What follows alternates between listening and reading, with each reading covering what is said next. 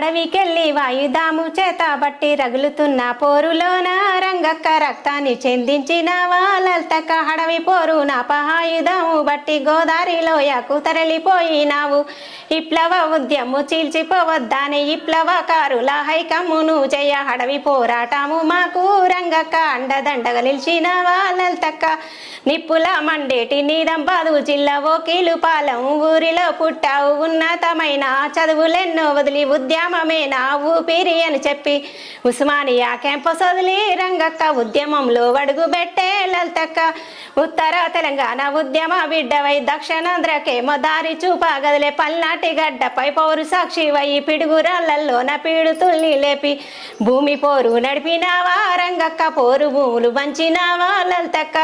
దళములో నువ్వు ఉంటే ధైర్యం ఎంతో ఉండే అడవికి నువ్వు వస్తే అండ ఎంతో ఉండే బంధు కందుకొని బాటను తీస్తుంటే దూరమే